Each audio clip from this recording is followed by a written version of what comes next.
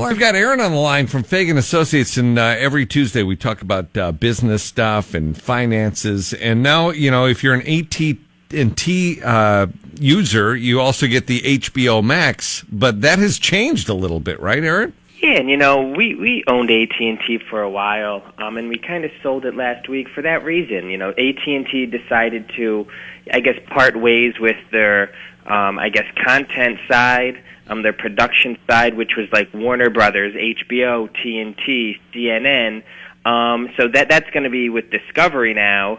And the AT&T now, their company is going to focus more on, the 5G and their cellular division. They split the HBO Max and all that stuff from the phone thing. Is that what happened? Yeah, that's exactly what happened. And AT&T has just been kind of riddled with debt.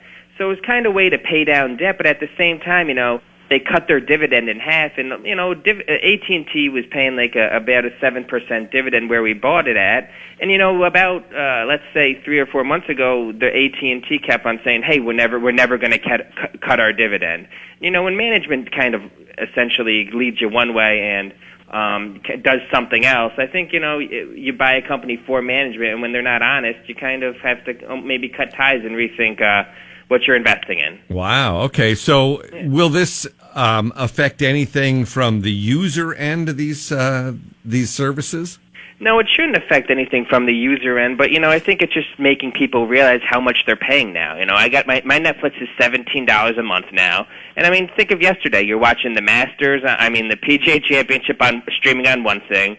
I'm watching an HBO Max television show on another. You have the Knicks playing on YouTube TV. So it's like, now all of a sudden you got, 7 or 8 things that you're paying $10 to $20 a month for. And I think people are going to start to be like, hey, this is as much as cable again. Yeah. Because each one is, you got your Disney Plus and you got the HBO Max and all that. Oh, wow.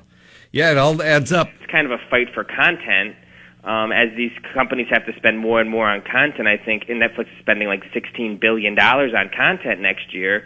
They're going to you might see a raise in prices to the point where, maybe cable is the smarter way at the end of the day. Wow. Okay. So Aaron, back to AT&T for a second here. You talked a little bit about, when you actually invest in these companies to look at their management because, how they're cutting the dividends when they said they weren't going to do that. How do you actually look at the management versus just, hey, this is a company that I want to invest in?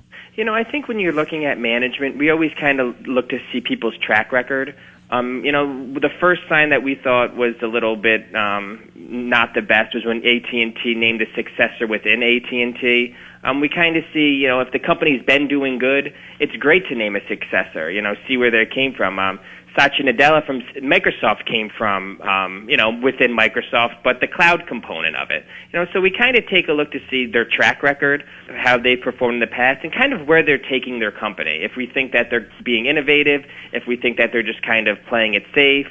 So we really try and take a look at how these people have performed in the past and I guess what they bring to the table as, leading these major companies. We're talking to Aaron at Fagan Associates about investing your money. I think people kind of separate the stock from the actual company, and we try not to. We try and look at it as a business that we want to invest in for a long time. Got it. Okay. Well, Aaron, these are more complicated things at times, and if people need some advice on what to invest in and, some of the behind-the-scenes stuff, like on the management of a company, how do they get in touch with you guys? Yeah, you can ask us questions on LinkedIn or Facebook. You can also go on our website at faganasset.com. We have a contact page. And you can also email me at aaron.fagan@faganassociates.com if you have any intricate questions about your portfolio or anything else. Oh, excellent. Well, it's complicated stuff, but we want to make some money at the same time. Yeah, and that's what we try and do. All right. Thank you, Aaron. We'll talk to you next week. Okay, talk to you later. Thanks, Randy. Yep. Bye-bye. 99.5 The River with Randy and Rachel.